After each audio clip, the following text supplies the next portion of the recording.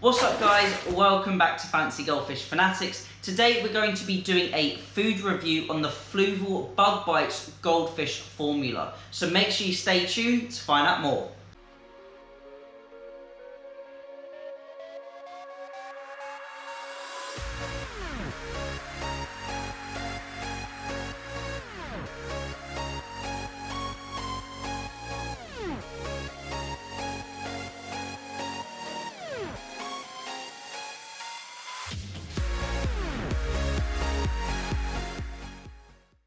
Hey Fanatics family, welcome back. As always, check out those links in the description and make sure you've checked out our sponsors, Jimmy Goldfish USA and Star Fisheries. Today, as I mentioned, we are going to be looking at the Fluval Bug Bites Goldfish formula. Now, I'm starting to do a few more reviews and a few more food reviews. I did one on the Saki Hikari Purple Bag Fancy Goldfish food, and today we are going to be doing one on the Fluval Bug Bites. So without further ado, I'm going to head over to the marine tank and let's check it out. First of all, when we take a look at the Fluval Bug Bites Goldfish formula, you can see it comes in a range of size packets, and also they do a granular feed and a flake feed. Now today we're going to be focusing on the granular feed, or the small pellet feed if you'd like to call it that, and we're going to be focusing on that sort of silver foil pouch, which is 100 grams, and I believe it costs around £10 for this amount. So it's definitely not the cheapest food out there on the market, but let's have a close look at the ingredients and the quality of this food before we sort of give it a general rating at the end of the video. So having a look at the nutritional analysis and the ingredients of this food, let's check out what is actually formulated into the diet. So first up, we have dried black soldier fly larvae.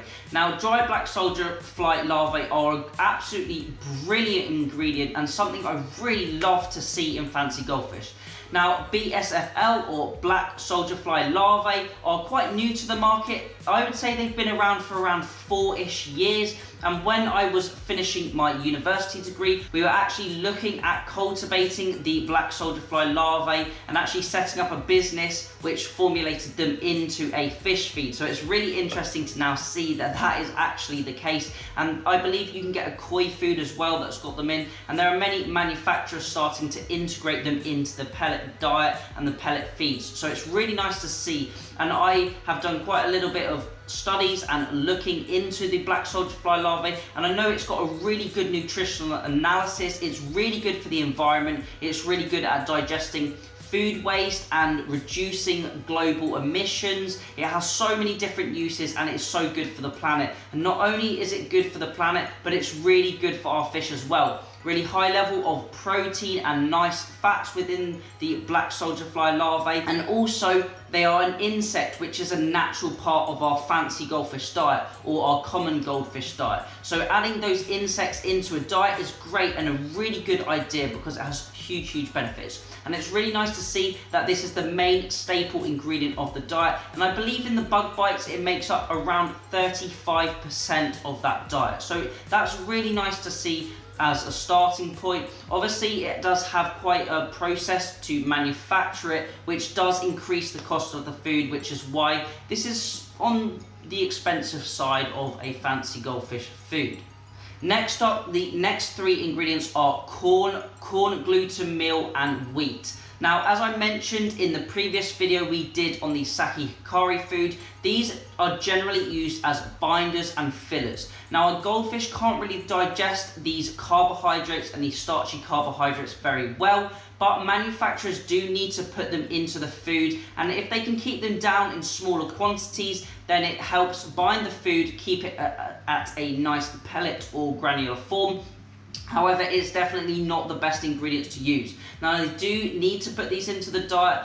In drier diets, they definitely add more, but if you're having a slightly more moist pellet, a pellet that's got a higher moisture content, generally you'll find that there are less of these starchy carbohydrates in them, and ideally we don't want to see these up as high on the list as they are here, but obviously they do need to bulk out this food and they do need to make it economically viable for the business. So those 3 carbohydrates aren't great to see in the diet, but they don't look too bad, as they are corn and corn gluten meal, which is good because that comes from sweet corn or corn. as corn goes into sweet corn, I should say. So it is nice to see those, because readily our fish can eat sweet corn once it's been once the corn has been soaked and the sort of kernel is puffed out. It's far more digestible. However, using the dried corn that they use in this diet is slightly less digestible, so the majority of that would not get processed by our fish. Although it does provide a bit of energy and it does contribute to the protein source, it is not that easily digested. Next up, we've got salmon, and that is really, really awesome to see. Salmon, as you know, is an expensive ingredient in our own cooking, let alone in a fish food, and there must be a fair amount of salmon within this diet. I would say there may be around 5%, maybe a little bit more, and it's really good to see that that salmon is in the diet, because salmon provides really good fatty acids, really nice protein levels, and it is a really clean quality ingredient to add to a food. Although salmon is from a marine source, it is not going to be naturally found in our fancy goldfish's diet. However, it does provide really clean protein sources rather than using animal sources, and using actual salmon rather than a salmon meal or salmon byproduct that you may see on other foods. It is showing that this is proper salmon. It is definitely using the flesh, the skin, etc. It is not passing it off as some derivative that is commonly found in other products on the market. So I'm really pleased to see that, and it's really going to contribute some nice nutritional factors to this diet. Next up, we've got pea protein concentrate, and this is another really high fibrous and decent protein example of an ingredient to add to a diet. So it's really nice to see that pea protein in there as well. It's really going to help the fish to digest this diet, as this diet does include quite a lot of dry ingredients like the cornmeal, the corn, the wheat and the black soldier fly larvae. This pea protein is going to help bind it all together and make sure the fish can pass it really nice and easily. You can add, and people do add commonly, peas into their diet when they're producing their own fancy goldfish food, because peas are high in fibre and high in protein. Really nice quality ingredient to add to the diet. And that is the main ingredients within this diet. Next up, we've got a few minerals and some vitamins, and they are going to be in such small trace amounts. So those ingredients are going to be really in the bulk of the diet. I would say they're making up 95 to 99% of that diet. So we've clearly got a large number of black soldier fly larvae, salmon and pea protein within there, and that has all been binded together with those carbohydrates that we can see on the ingredients list as well. So that is really nice to see that this is quite a good quality diet. I would say this has really good nutritional factors to it. It's got great ingredients. It may be slightly on the more pricey end of a fish food, but I would definitely feed this to my own fish, and if you can afford it, it's definitely one to look at and to consider. So next up, let's take a look at the actual nutritional analysis and what the fish are going to be benefiting and getting out of this feed. So first of all, we can see the crude protein level is 32%. Now this is quite low compared to other fancy goldfish foods that are on the market, so there's definitely something to consider. If you're trying to grow on young fish and small fry or fingerlings, then definitely supplementing this diet with a high protein bloodworm, brine shrimp, maybe a homemade gel food or frozen food, something like that to increase the level of protein within the diet to bring those fish on a little bit quicker, might be a bit more cost effective as well and provide really nice growth. But with the number and quality of ingredients in this diet, we're not going to have a really high quality protein level, because there are no fish meals in here that will be contributing to that high level, and they clearly haven't included a huge amount of the carbohydrates, which also contribute to that protein level. So we have a slightly lower or slightly decreased protein level compared to some others on the market, but if your fish are 2 years or older, I wouldn't even worry about that. Those fish are growing at a much slower rate. Similar to adults, we really slow down in growth after 18, 20, 22, that sort of age. We really slow down, so we don't need the huge amount of energy sources and protein sources that similar to the fish that are slightly older and developing at that slower rate. We've also got crude fat at around 10%. The fat is going to be definitely coming from that salmon and the black soldier fly larvae, definitely going to be coming from those rather than anything else in the diet, and they aren't fats that I'm too discerned about. They're not going to be contributing to your fish having a really fatty diet, because those products are really easy for the fish to digest and break down. So it's not going to provide any insoluble fats that will be stored in the fish, and the fish will have a pretty healthy diet if you do give them solely this food. Crude fiber is at 6%, and I assume this is going to be contributed from that pea protein and also from those starchy carbohydrates like the corn and the cornmeal, etc. And then we come on to moisture, which is at 10%. Now this is going to be contributed from those wet ingredients like the black soldier fly larvae and the salmon.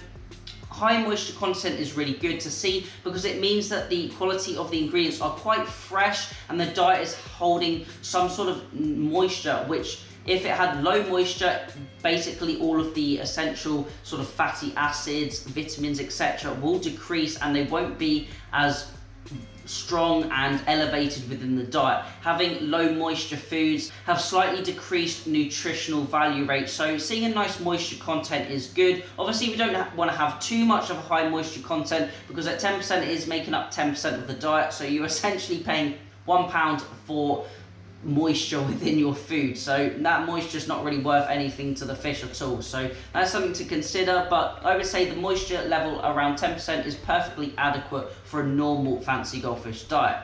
And then finally we come on to ash, and the ash level is a maximum of 9%, which is really good to see. Often you'll see ash levels maybe 12, 14, 16% in a diet, and that is generally contributed to the fish meal that is in the diet, because fish meal has high level of bones and cartilage, and when those fish are burnt down and processed, it creates high ash content, and the fish cannot do anything nutritionally with this ash content, and it is generally just waste of money that is in the food, but it is all part of the process to produce the pellet. When the pellet is extruded and heated and the ingredients are added as well. So generally seeing an ash content of 9% maximum is really good to see, and because we haven't really got any fish meal, apart from we have that salmon, we're not going to really have that elevated ash content in the diet.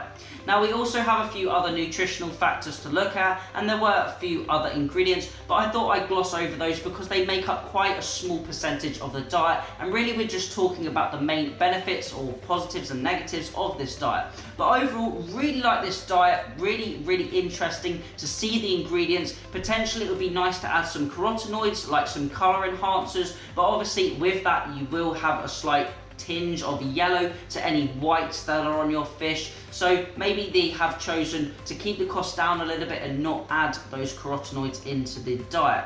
But overall, really like this food. Definitely would feed it to my own fancies. Looks like a really good quality pellet, and is definitely something I would add to the diet as a supplementary treat, or even a staple if you wanted to supplement this food with some frozen food or some homemade gel food. So I'm going to head over back to the sofa now and wrap up the video. So I hope you enjoyed the video today. Hopefully you found it interesting, and maybe have a little closer look at the back of the food packets when you go into your local fish shop or you order your food online. Really like this food overall. Seems like it's got good quality ingredients, as I mentioned, and seems like a nice staple food for your fancy goldfish. So that is the end of the video. If you would like to have your tank or your goldfish featured on the channel, then you can have them in our Rate My Tank series or our Tank Tour series. If you want to inquire about that, then drop a comment down below, or you can email me at fancygoldfishfanatics@gmail.com and I'll get your tank and your fish on the channel.